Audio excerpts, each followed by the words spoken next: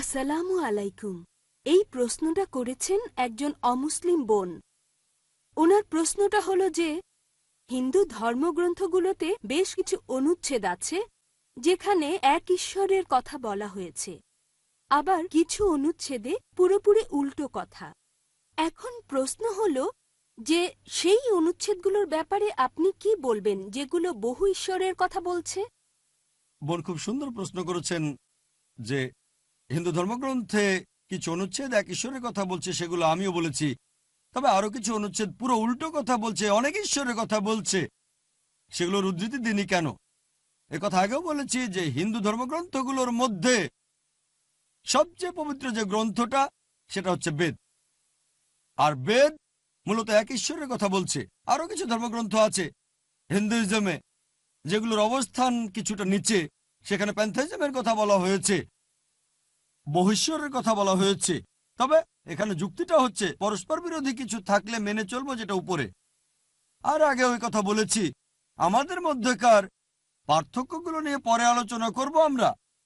এখন সেখানে যদি বহু ঈশ্বর নিয়ে অনুচ্ছেদ থাকে, কোরআনে তো কোনো বহু ঈশ্বর নিয়ে আয়াত নেই, তাহলে এটা কমন না। আমরা সেগুলো নিয়ে আলোচনা করছি যেগুলো কমন। আর ঈশ্বরের কথা পরস্পর বিরোধী হয় কিভাবে? সৃষ্টিকর্তা কিভাবে এক জায়গায় বলেন ঈশ্বর একজন, অন্য জায়গায় বলেন ঈশ্বর অনেকজন? তার মানে কথাটা পরস্পর বিরোধী। আর পরস্পর বিরোধী হলে সেটা ঈশ্বরের বাণী নয়। তাহলে একজন হিন্দু ঠিক করবে এমন ধর্মগ্রন্থ কিভাবে মানবে যার কথা পরস্পর বিরোধী হয়?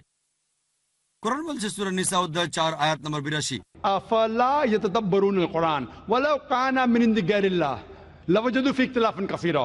তবে কি তারা কোরআন সম্পর্কে অনুধাবন করে না? এটা আল্লাহ ব্যতীত অন্য কারণে নিকট থেকে আসলে তাতে অনেক অসঙ্গতি থাকতো, সেখানে অনেক ভুল থাকতো।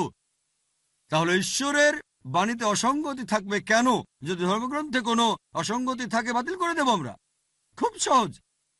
আর যদি মেনে চলেন আমার ফর্মুলাটা, আমি শুধু সেগুলোই নিচ্ছি যেগুলো কমন। আমি হিন্দুইজম ও ইসলামের পার্থক্য নিয়ে আরো অনেক লম্বা লেকচার দিয়ে যেতে পারি, তবে আজকে পার্থক্য নিয়ে কথা বলতে আসিনি, এসেছি সাদৃশ্য নিয়ে কথা বলতে। কারণ আল্লাহ তাআলা পবিত্রকরণে বলেছেন কিভাবে অন্য মানুষকে বোঝাতে হবে। সূরা আলে ইমরান অধ্যায় নম্বর 3 আয়াত 64 বলা হয়েছে, তাআলাউ ইলা কালিমাতিন সাওয়াইন বাইনা বাইনাকুম। এসো সেই কথায় যা তোমাদের ও আমাদের মধ্যে এক। প্রথম সাদৃশ্যটা কি?